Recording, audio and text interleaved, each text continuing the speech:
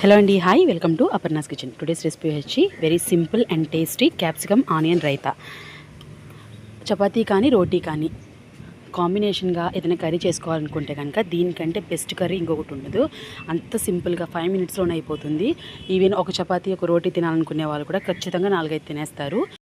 Taste అంత బాగుంటుంది. First అయితే క్యాప్సికమ్ రైతాని ఎలా ప్రిపేర్ చేసుకోవాలో దీనికి కావాల్సిన ఇంగ్రీడియంట్స్ ఏంటో ఈ వీడియోలో చూపిస్తాను. నేను ఒక క్యాప్సికమ్, దానికి సరిపడా 2 ఉల్లిపాయలని 2 సేమ్ సైజులో కట్ చేసుకొని పక్కన పెట్టుకున్నాను. అలాగే పావు కప్పు పచ్చి బఠానీ తీసుకోండి. పచ్చి బఠానీ ఎక్కువైనా పర్వాలేదు.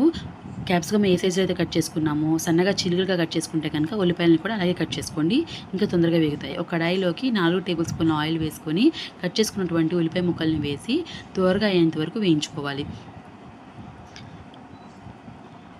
ఉల్లిపాయ మొత్తం మగ్గకుండా జస్ట్ ఒక 1 మినిట్ అనేది మనం హై ఫ్లేమ్లో పెట్టుకొని వేయించేసుకున్న తర్వాత కట్ చేసుకున్నటువంటి క్యాప్సికమ్ ముక్కలను కూడా వేసి 50% ఓన్లీ సగం మాత్రమే ఉడికేటట్టుగా కలుపుకోవాలి. ఈ కర్రీ ప్రాసెస్ మొత్తం కూడా మీడియం టు హై ఫ్లేమ్ పెట్టుకొని మాత్రమే చేయండి.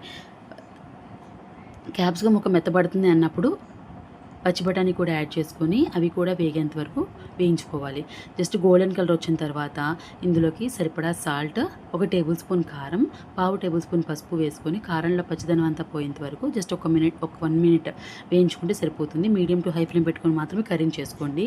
మనకి ఎక్స్ట్రా పచ్చిమిర్చి అనేది ఏమి యాడ్ చేయట్లేదు, ఓన్లీ కారమే వేస్తున్నాం. 1 టేబుల్ స్పూన్ సరిపోతుంది. నేను చేసిన ఈ కర్రీ ఓన్లీ 1 పర్సన్కి మాత్రమే వస్తుంది. మీరు చేసుకునే దాన్ని బట్టి ఇప్పుడు ఈ క్యాప్సికమ్ ఆనియన్స్ అనేది పెంచుకోండి. క్యాప్సికమ్ 1 కట్ చేసుకుంటే ఆనియన్స్ అనేది 2 కట్ చేసుకోవాలి. 2 సరిపడా ఉంటాయి. అప్పుడు 1 టేబుల్ స్పూన్ కసూరి మెతి వేసుకొని జస్ట్ 1 మినిట్ అలా స్లాట్ చేసుకొని వేయించేసుకున్న తర్వాత ఇవి వేగే లోపల 1 కప్పు పెరుగులోకి కమ్మటి పెరుగు తీసుకోండి, మరీ పుల్లటితొద్దు.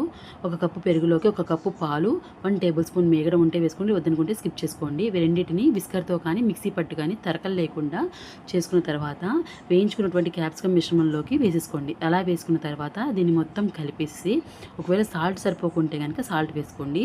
ఇలా వేసుకొని కనీసం ఒక 3-4 మినిట్స్ అయినా సరే హై ఫ్లేమ్ పెట్టేసుకొని వాటర్ మొత్తం ఎగిరిపోయేంత వరకు కర్రీని ఉడికించుకోండి.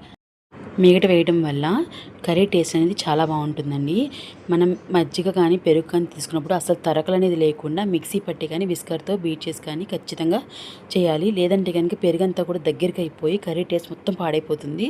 సో ఖచ్చితంగా మిక్సీ కానీ విస్కర్తో కానీ మిక్సీ పట్టుకోండి. తర్వాత పావు టేబుల్ స్పూన్ మిరియాల పొడి, కొద్దిగా కొత్తిమీర కట్ చేసుకొని వేసుకొని కర్రీని 3-4 నిమిషాలు హై ఫ్లేమ్లో పెట్టుకొని వాటర్ మొత్తం ఏరిపోయేంత వరకు ఉడికించుకుంటే ఎంతో టేస్టీగా ఉండే సింపుల్గా అయిపోయే క్యాప్సికమ్ ఆనియన్ రైతా రెడీ అయిపోయింది. వీడియో నచ్చితే లైక్ చేసి షేర్ చేసి కామెంట్ చేయండి. మరిన్ని రెసిపీస్ కోసం మన ఛానల్ని సబ్స్క్రైబ్ చేసుకోండి. అలాగే పక్కనున్న బెల్ ఐకాన్ కూడా యాక్టివేట్ చేసుకుంటే నేను చేసే రెసిపీస్ అన్నీ మీ వరకు వస్తాయి.